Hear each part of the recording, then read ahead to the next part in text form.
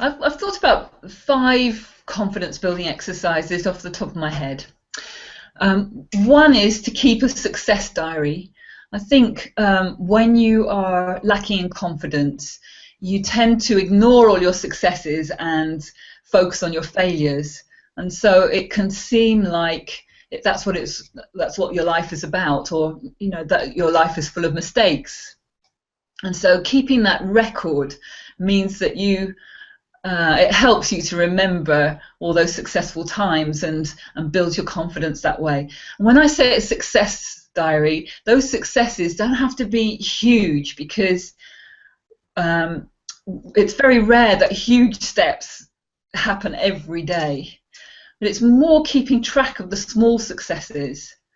So whether you spoke up at a meeting, for instance, or you help somebody, or you've got some great feedback, and writing down the actual words, so that in time, when you reflect back on it, or times when you're feeling lacking in confidence and you read your success diary, then it can help you to remember those moments, and you don't have to trawl back in your memory, which has probably deleted them. You've got them there written in black and white, so that you can get to really feel your successes, and that actually you are moving forward. People do appreciate what you do, and so on. So I think that's really important, to keep those successes at the top of your mind. And then another thing is to think about your strengths.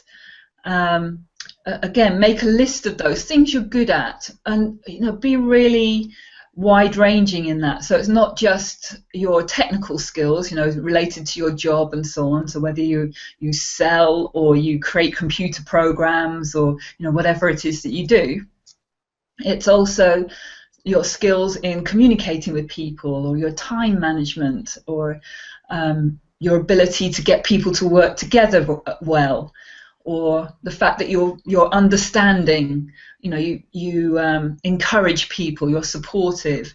There are loads and loads of strengths that you could list down, and probably things that until you've written them down you ignore, or they don't seem as important. And if you're thinking, well, I don't feel like I'm strong at anything, then one thing you can do is, there are going to be people that you trust in your life, perhaps colleagues, perhaps friends, family members, and those people you can trust, just ask them, what do they think you're good at? And I think you might be delightfully surprised that there are actually more things than you realise. So, third thing then is to capture positive moments. It may seem like the same thing, but it's actually thinking about them, times when you were happy, times when you were joyful, times when you felt confident. Write those down, write those positive moments down, because again, they help you to balance your perception of life and how you view yourself. You get more of a balanced view.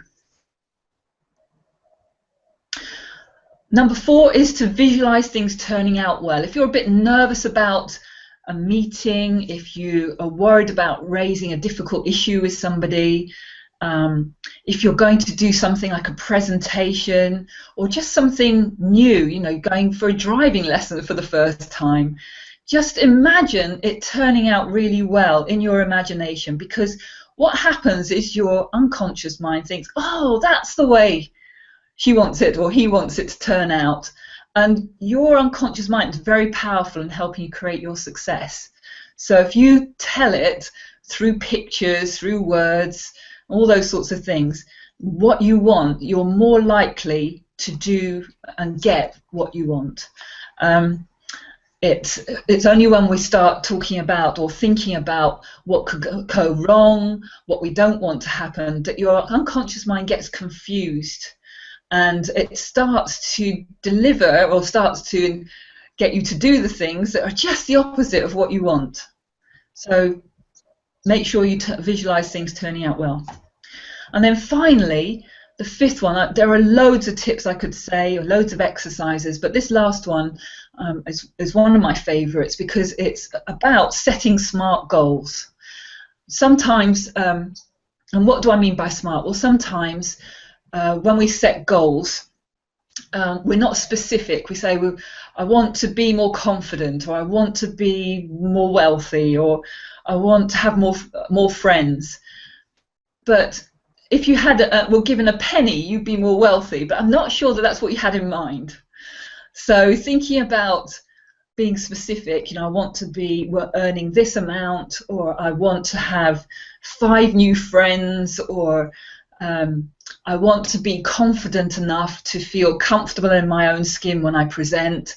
Those are more specific goals, and it's much easier to reach towards them and know what action to take when you have specific goals.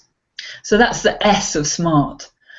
And then there's the M, and what that stands for is measurable.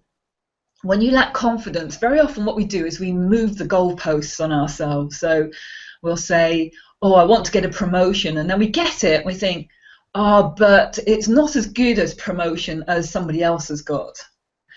So basically you've got to have some goalposts there so you know when you've reached them, and so you can't move the goalposts on yourself and say, yeah, no, I did get to that stage. Then there's the A for achievable. So basically, one thing we do when we lack confidence is sometimes we set goals that are completely out of reach. And it's important to remember that, you know, goals need to be a little bit stretching, but they also need to be ones that you can go for. So eventually you might want that promotion, but a small step goal might be improve my LinkedIn profile or my CV first, you know, to take that step and say, oh good, I've achieved that. The R stands for relevant, so it needs to be important to you.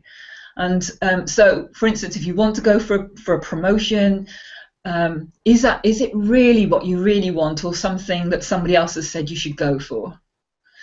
A client the other day asked me, is it okay if I only want to stay in middle management and not, you know, reach those huge executive heights?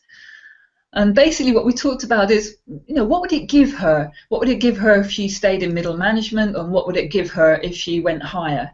And actually the things that she could get when she's going higher weren't that important to her. So it was fine.